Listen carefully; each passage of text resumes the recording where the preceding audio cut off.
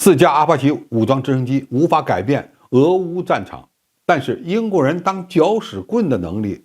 堪称一绝。观众朋友，大家好，我是付天少。大英帝国曾经是日不落帝国，虽然现在没落了，但仍然是联合国5常之一，也是5大合法的核大国之一。英国这个国家从实力地位的角度来看，不管是军事实力还是经济规模，不但比不上中美俄，也比不过法国，被网友称之为最应该被淘汰出5常的国家。英国在脱欧之后，其外交政策上是紧抱美国大腿，与欧盟的关系处于矛盾对立的状态，而且国内呢还面临着苏格兰和爱尔兰的分裂问题，经济发展更是一团糟。所以其首相的人选也是闪电般的不断更换。但是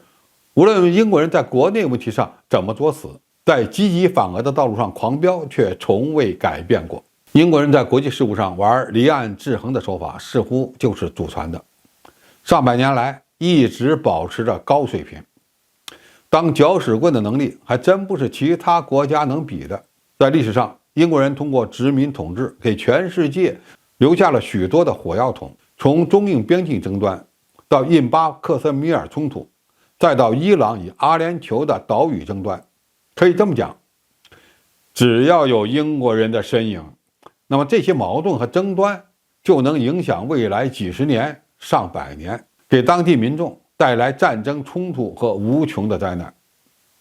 当然，今天我们要说的主题还是英国人如何在乌克兰战场上当搅屎棍。最近大家应该注意到，英国率先向乌克兰提供了12辆挑战者2式主战坦克，接着又计划移交4架阿帕奇武装直升机，还打算向乌军提供射程超过300公里的风暴阴影隐身巡航导弹。随后英国国防部又称提供阿帕奇的消息不实。从俄罗斯军队的卡52武装直升机在乌克兰战场被击落的情况来看，英国即使提供了4架阿帕奇，也根本无法改变俄乌冲突的战场态势。但是这件事的主要看点根本不是4架昂贵的阿帕奇能发挥多大作用，而是英国会不会出动飞行员帮助乌克兰人作战。因为乌军飞行员根本就不可能在短时间内熟练地掌握这些武装直升机，所以这件事本身有可能突破3条红线。第一，开了西方国家向乌克兰援助武装直升机的先例；第二，可能突破西方飞行员直接下场参战的先例，当然他们的身份可能是雇佣兵或者是志愿者；第三，此举等于突破了西方国家向乌军援助西方制造的作战飞机、武装直升机的先例。美国和欧盟对乌克兰的军事援助玩的是切香肠的办法，而英国直接突破红线，就是逼着包括美国、德国、法国在内的其他国家改变做法，最终推动乌克兰军队的主战装备全面北约化。我们再来看看英国援助乌克兰挑战者2主战坦克的事儿。英国的目标绝对不是自己给乌军提供主战坦克，因为12辆坦克还不够乌军消耗几天的。关键是英国突破了西方不援助乌克兰主战坦克的潜规则，等于为波兰等北约国家开了先例。可不，紧接着波兰就宣布将向乌克兰援助豹2式主战坦克。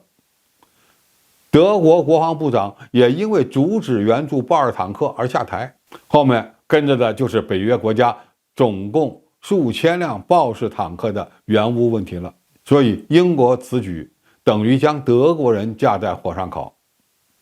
同时被烤的还包括美国、法国等国家，最终推动乌克兰地面战争的进一步升级。我们再说一下英国的风暴阴影隐身巡航导弹。那这种武器呢，如果给了乌克兰，又将突破1条红线，即导弹射程的限制。可以这么说，西方援助乌克兰的所有红线全部被英国人所突破。这意味着美国也能为援助给乌克兰的海马斯火箭炮配上短程弹道导弹，乌军将因此而获得攻击俄罗斯境内纵深目标的能力。总之，英国这个国家虽然实力不强，但是在国际事务上搞事儿的能力非同一般。俄罗斯现在最大的敌人或许不只是乌克兰，还有英国。这场战争将因为英国而变得更加惨烈。当然，俄罗斯对此是看在眼里，记在心里。几个月前，就有俄罗斯的议员和个别官员扬言要对伦敦实施轰炸。英国虽然离俄罗斯比较远，但把人逼急了，这点距离对于远程巡航导弹来说就不算个啥。英国政府要小心了，搅和事情别过头，否则大难临头可就不好玩了。好，今天的评述就到这里，谢谢大家收看，我们下期再见。